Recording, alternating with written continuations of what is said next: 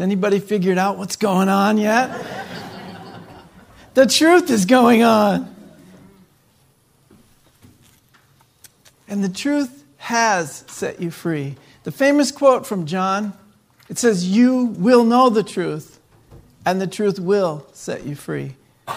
However, if we want to affirm the awakening of our minds in the present moment, we have to say, "The truth has set me free." In this way, we're using the power of our minds to affirm something that's true. We're affirming through the spoken word what has already been accomplished in us, right? It's already been accomplished. It's already there.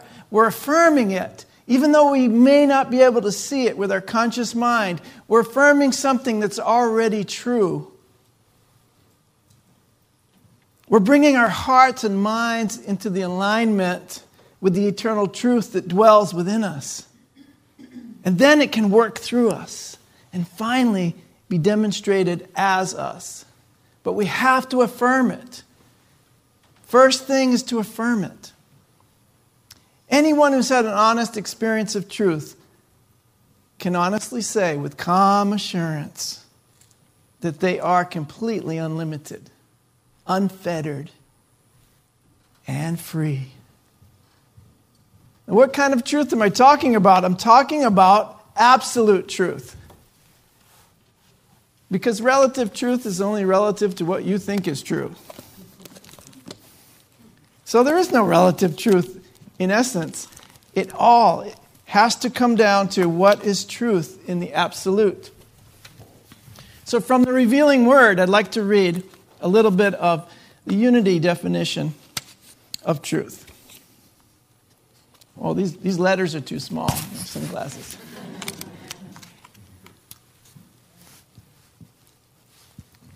Truth, the absolute which accords with God as divine principle. That which is, has always been, and ever will be. That which eternally is. The truth of God is reality, the same yesterday, today, and yea, forever. The verities of being are eternal and have always existed. Truth abides in the fullness at the core of every man's being. As his consciousness or awareness expands, he touches the everlasting truth. Truth, what seems new, is but the unveiling of that which has always been. The basic principle of truth is that the mind of each individual may be consciously unified with divine mind through the indwelling Christ. And by affirming at one-ment, not atonement, at one-ment with God mind, we eventually realize that perfect mind, which was in Christ Jesus, is also in us. That perfect mind dwells in us, always and in all ways. There's so many things up here. My stuff's falling off. Here, I'm going to put it in the change jar. Oh, Daily Word? There you go.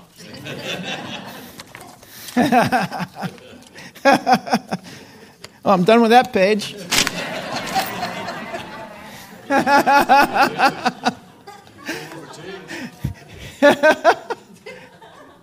Change is good. We're changing the meaning of change. There's a definite moment when each of us begin to identify with our spiritual nature, with the truth, that indwelling divine nature within us that we call the Christ. That moment is when we realize that we are so much more than we've been pretending to be. And we seek out a new experience. We seek out our higher mind, which in metaphysical terms is the Father's house. The house of divine ideas. The house of truth. That is the kingdom of heaven. That's our Father, Mother God's house. And so I want to read one of my favorite stories. It's about Jesus when he was 12 years old. And some of you know this. Some of you retired ministers out there know this story. And some of us know it from childhood or from catechism, you ex-Catholics. So, it's from John. This one's from Luke chapter 2, starting at verse 41. Now every year, his parents went to Jerusalem for the festival of Passover. And when he was 12 years old, is that like Jackson's age? How old is Jackson? Jackson is 11. 11. Okay, so imagine this, 11 or 12-year-old at the festival. They travel a long distance every year during the festival. When he was 12 years old, they went there as usual to the festival. When the festival was over, they started to return. But the boy Jesus stayed behind in Jerusalem, and his parents didn't know it. They thought he was with the rest of the group in the caravan returning home. So after a day's travel, they'd been traveling for a day, they started to look for him. They started to look for him among their relatives and friends, and when they did not find him, they returned to Jerusalem to find. Can you imagine, you parents out there, how mad you are at this point? You're getting a little angry at this 12-year-old because you've traveled the whole day. Now you have to turn around and walk all the way back to Jerusalem. So they find, now let's get this, after 3 days, they found him. After 3, that's what it says here. After 3 days, they found him in the temple, sitting among the teachers, listening to them and asking them questions. And all who heard him speak were amazed at his understanding and his answers. And when his parents saw them, they were astonished. And his mother said to him, "Child, why have you treated us like this? Look at you, father and I have been searching for you with great anxiety." And he said to them, "Why were you searching for me? Didn't you know that I would be in my Father's house? Didn't you know where I would be? I'm 12 years old now. I need to know the meaning of life. I need to figure out what's going on and who I am, and I want to know the truth. Of course I'm going to be with the teachers. Of course I'm going to be in an adventure of discovering my higher consciousness. Of course I'm going to be in my Father's house." He wasn't talking so much about the physical structure of the temple, but he was talking about the Father's house of his higher consciousness. He was discovering now his higher mind and his true identity. Now he went back with his parents after that, and he obeyed them. He stayed with them, but he knew he had to obey also a higher calling. He wasn't just dissing his parents, going, "Oh, I have a new parent now." But he was beginning to understand that Spirit was his guiding force. You say God was his father, but it's not the same as how we look at it. We tend to make God into an anthropomorphic male being, the Father. It never was meant to be that. Calling God your father or your mother is simply an acknowledgement that your source is spiritual, not physical. And that's the whole reverse of our thinking in spiritual living, is that we look at ourselves as spiritual beings. Maybe we're having a human experience, but we're spiritual beings. Instead of trying to make spiritual things understandable in our human consciousness and making God a being like us, human beings, and limiting it to that understanding, we are expanding our consciousness to understand God, Spirit, as something greater, a greater consciousness, a greater experience that's always unfolding, that we're always understanding more of. So much later on in Jesus' ministry, he's with his disciples and he realizes, well, I think it's my time. I'm going to have to go through this process all the way. Crucifixion, resurrection, ascension. This whole process is something that's unfolding. Whether he knew it or not, some say he knew exactly what was happening, and some say he had no clue about the resurrection and ascension. But if you lived in Jerusalem at that time and you were labeled a religious fanatic or somebody stirring up revolution in any way, crucifixion was a darn good possibility under the Roman rule at that time. So that part of it they were scared about. And he was speaking to them of what he had to do and what he had to go through in Aramaic, of course. This is what he told them. I got this from the website. There's a wonderful website about the Aramaic Bible.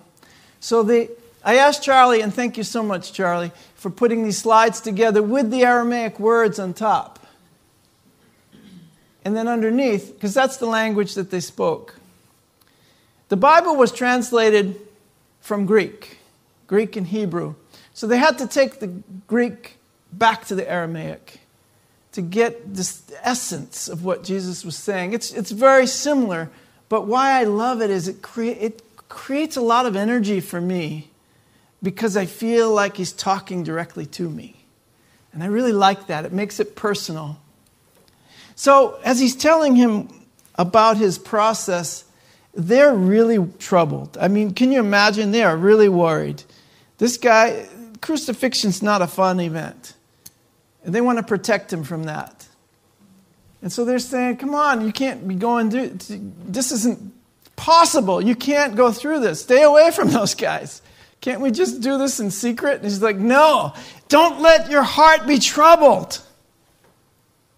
You believe in God, believe also in me. He says, there are many dwelling places in my Father's house. If not, I would have told you, I am going away so that I might prepare a place for you. Isn't that amazing? I'm going to be in spirit. And while I'm in spirit, I'm preparing a place for you. While I'm in my higher consciousness, I'm opening up the possibility of higher consciousness for you. In my remembering that I am the Son of the all omnipotent, omniscient God, then I'm opening up that understanding as a possibility for you, that you are the child of all there is. So I'm going to prepare a place for you. And if I go away, I will prepare that place. And I will come again and gather you with me, so that where I am, you may be also. Now, of course, traditional Christian religions have turned this into a physical reappearance. And so we've been waiting for this physical reappearance, and then he's going to take us someplace else. But that place that he's talking about is a place in your consciousness. It's a place in your mind. It's not a physical place. Because when that is the place in your mind, every physical place will represent where you are in your mind. And if we want heaven on earth, we're going to have heaven here. Here. We have to have heaven within. So yes, I will come again, but not in the way that you think. I'm going to come into your heart, into your consciousness. I'm going to start a fire in your mind so that you know who you are, so that where I am in my consciousness, you may be also. And you know where I'm going. You know the way there. We've been together. We've been praying together. You know where I'm going. We go there every morning in prayer together. At least every Sunday. Maybe Wednesday and Thursday. Pretty soon Tuesday, Wednesday, Thursday, Friday, Saturday, Sunday. Take Monday to do your laundry. Go shopping. You know where I'm going. You know the way. But Thomas, his name was Twama. That's a great name, right? Thomas said to him, Miran, our Lord, We don't know where you're going. How are we going to know the way? I don't have the directions. We don't have GPS yet. Does anybody know how to drive anywhere without GPS anymore? Do you know the directions to any? Do you know the directions like to home if you're like 5 miles away? You know? It's like you got to talk to this little machine. Take me home, please. So that's kind of the Thomas in that moment. Well, I don't know the way. You got to show me. You've been telling us. Take a right, take a left, go straight 3 miles, take another left, take a right, take a left. This is what we are now. We're following our, take a right, take a left, take a left, take a right. Oh, redirecting, relocating. What is that? What did it, my GPS used to tell me? Recalculating. They're going the wrong way. Oh, no. This is what we're turning into. You know the way. You know what we call it in our car? I tell Lily, turn that thing off. I'm going by Jesus GPS. It's not the Navigator, it's the Tony Gator. I'm just going to feel when we get close to where we're going.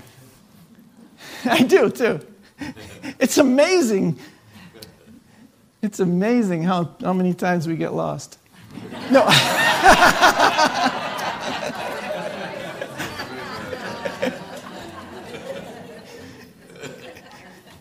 So Thomas, you know where you're going. You don't need the GPS anymore. He said to them, I'm the way. I am the truth. I am the life.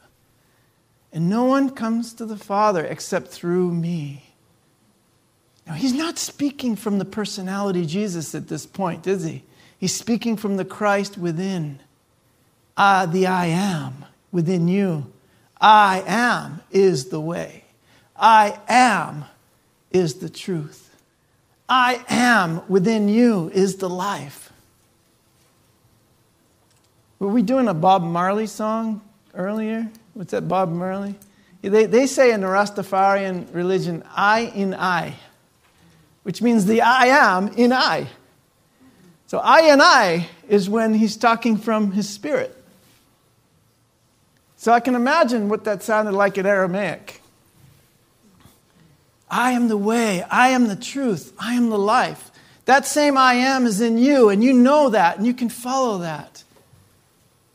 And, you know, this has also been grossly misrepresented and misinterpreted throughout the ages in religion. No one comes to the Father except by me. Is not by the personality Jesus. Is not by the man. No one comes to the Father except through the I am in you. No one comes to the house of the higher consciousness except through the I am, understanding and experience of the I am within me. When I'm experiencing myself as personality, I'm separate. And there are personalities separate from me. And we are different. And that really doesn't feel very good to me. I can't communicate from that level. I have to communicate from the I am in me to the I am in you. That's the namaste, right? But many of you are like, namaste away from me.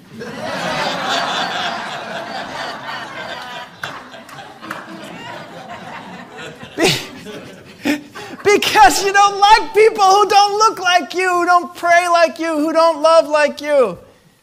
You don't like people who seem different from you. You want us all to be like, take a left, take a right, take a left, take a right. So true. Well, you don't believe that this left and this right is bringing you to... No, I don't believe that's bringing me to God because God's already inside me and it's the I am within me that is the God that's showing me the truth in this moment. The truth of who I am.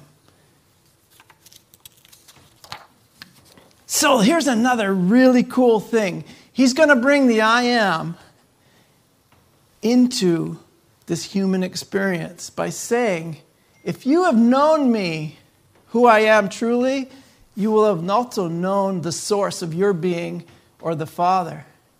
And from now on, you do know it, and you have seen it. Why? Because you're seeing me truly. You're seeing who I am, and I'm just reflecting who you are. So if you see the Christ in me, it's because your Christ is seeing it.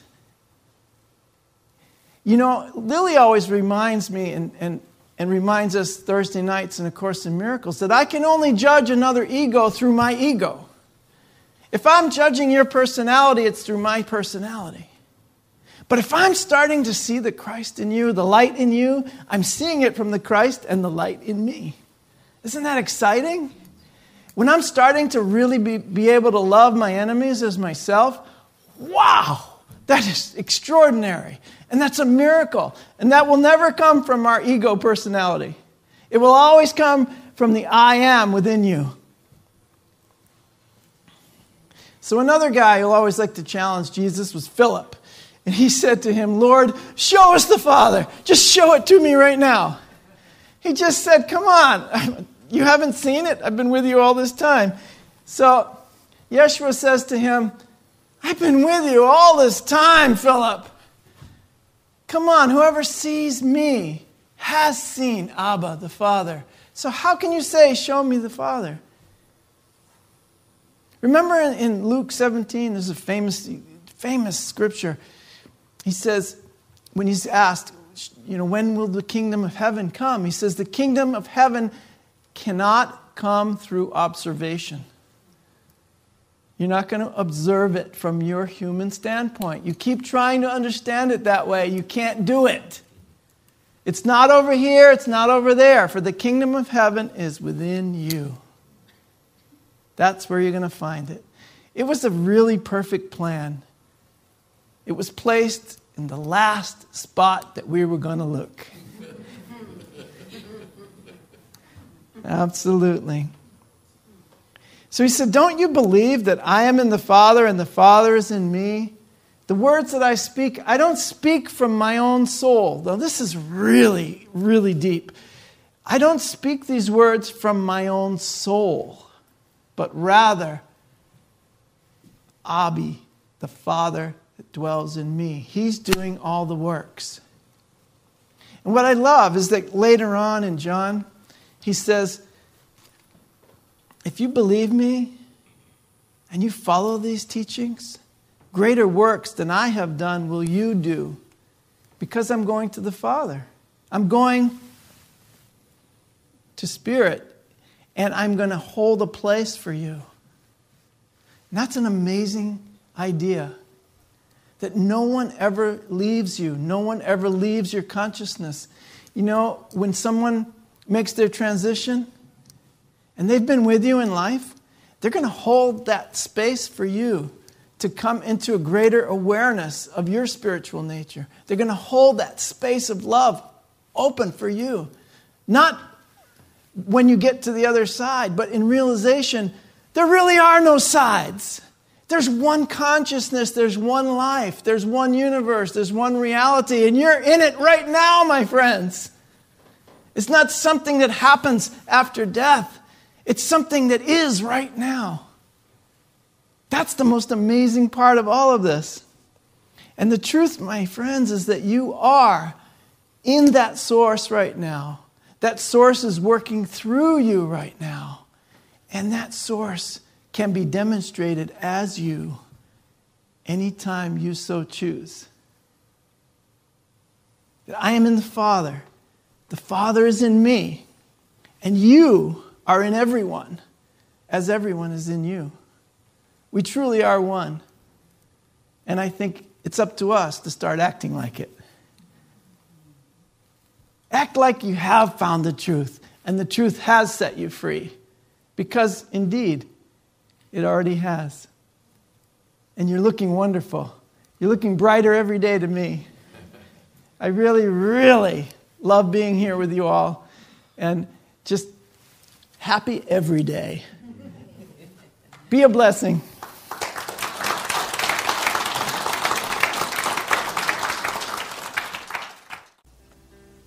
You have been watching the message from our Sunday celebration service here at Unity on Cape Cod, providing a positive path for spiritual living. Please join us every Sunday morning at 10 a.m. at 147 Walton Ave, Hyannis, Mass. And visit us online at www.unityoncapecod.org.